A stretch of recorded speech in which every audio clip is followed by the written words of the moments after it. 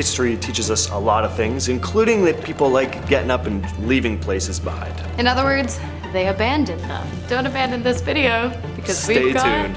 facts. Cool facts, creepy facts. Alright, starting off our list today, we have the Bannerman Castle, located about 50 miles north of New York on Pollepel Island on the Hudson River. The castle was built by Francis Bannerman VI, who had purchased the island in 1901 as a business venture. His plan was to build a large-scale castle on the island and use it to store military surplus. And that's exactly what he did. He built a massive castle that could be seen from the mainland that would attract business and store an insane amount of explosives and weaponry. And his business took off, so much so, in fact, that another smaller residential castle had to be built on the other side of the island. Bannerman died in 1918, and a few years later, his business died too, after 2 tons of explosives blew up and destroyed a large part of the main building. While some people believe that the explosion was caused by a lightning strike, others have speculated that the native spirits said to inhabit and haunt the island were likely to blame for the incident. But of course, it doesn't end there, because in 1950, during a huge storm, a cargo ship crashed into the island and exploded on impact, damaging even more of the castle, and the island was abandoned. Good thing too, because in 1969, a fire broke out in both buildings, leaving them without ceilings or floors. I'm just gonna say it, I'm pretty sure the island was cursed. Greece is home to an abandoned island called Spinalonga. Why was it abandoned? Well, maybe its ominous nickname will give you a bit of an idea. This place has often been referred to as the Island of the Living Dead. It was originally built as a Venetian fortress in the 16th century to protect the eastern part of Crete from invaders, but the island is most famous for becoming a leper colony, housing people with the infectious disease that causes skin lesions and nerve damage. There was a belief that leprosy was highly contagious, so the isolation of the island, surrounded by the sea, made it pretty ideal for quarantining them. Life on the island was basically hell. The buildings on the island, once part of the Venetian fortress, were repurposed as homes and hospitals for the lepers, but the conditions were harsh. Not only had these people been separated and isolated from their families and communities, but they were now forced to live in cramped spaces. Over time, though, medical advancements led to the decline of the leper colony. In 1957, Spinalonga was officially closed as a leper colony, and the last residents were transferred to mainland hospitals. Next up, we have the Beelitz-Heilstätten Hospital, located in Berlin. If I pronounce that wrong, just know I tried my best. The hospital was built in the 19th century as a sanatorium for people suffering from lung diseases. It was also the treatment place of a young man who went on to grow a mustache, but only in the middle of his lip, and to commit some of the world's most outrageous atrocities against the Jewish population in Germany during the 1930s and 40s. If you don't know who I'm referring to, you might want to pick up a history book. Just saying. The hospital remained the property of Germany during World War II until it was eventually taken over by Russian Red Army forces in 1945, who used it as a Soviet hospital until 1994. When the Germans regained control of the grounds in 1995, it appears as though they decided they no longer had a use for the sanatorium and the grounds were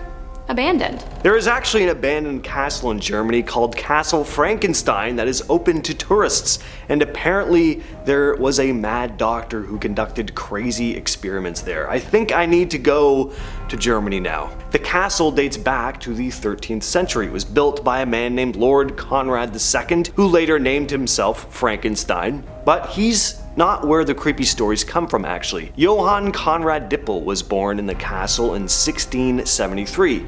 He became an alchemist and theologian who is rumored to have conducted experiments involving human body parts and attempted to create a potion that would grant immortality. Definitely sounds a lot like Victor Frankenstein and Shelley's novel. Mary Shelley never mentioned Johann Conrad Dippel in her journals at the time, but it's very likely she could have heard rumors or stories of the place that became the inspiration for the book. How incredible would it be though to visit the real life Frankenstein Castle. Next up, we have the abandoned Eastern State Penitentiary located in Philadelphia. The penitentiary was built in 1829, and while it resembled a castle on the outside, the view from the inside was far more sinister. The prison was well known for one thing in particular, and that was solitary confinement, taken to a whole new level. When a prisoner entered the grounds of the penitentiary, it was pretty much a guarantee that they would never again look upon the face of another man other than the officers patrolling the grounds. Prisoners lived alone, exercised alone, and ate alone. Not only that, but when prisoners left their cells, their heads would be covered with a hood so that they could not see any of the other inmates, and so that the other inmates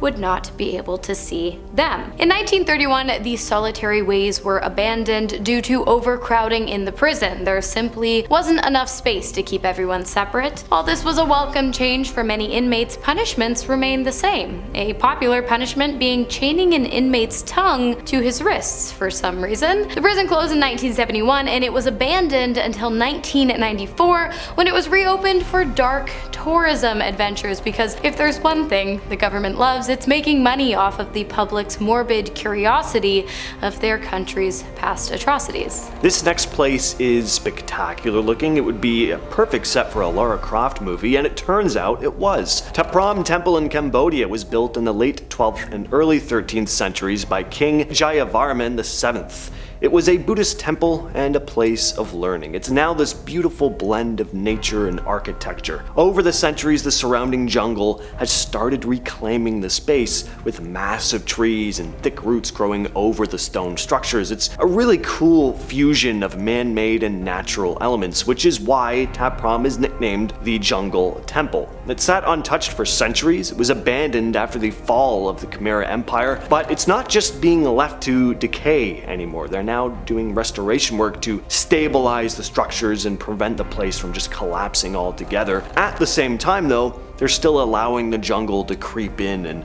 overtake the ancient ruins. I wish we could take note of preserving history over here a little bit more instead of just knocking down old buildings all the time and replacing them with boring condos that nobody actually lives in, but that's a topic for another video. Next up, we have the Iron Goat Trail, which is not a trail of iron goats, believe it or not. It's actually the site of one of the worst train accidents and the deadliest avalanche in the history of the US. In 1910, the Wellington avalanche disaster occurred and knocked two trains on the Great Northern Railroad right off of their tracks. The incident has also been described as the White Death, probably because the avalanche buried the two trains completely and claimed the lives of 96 individuals on board. After the incident, the tracks were abandoned as safer new ones were built nearby, but they were never removed, and they remain in Skykomish, Washington to this day as a reminder of the horrible accident that occurred in 1910. Many people who have passed by the historic site have reported hearing screams and other noises around the crash site, so visit at your own risk, I suppose.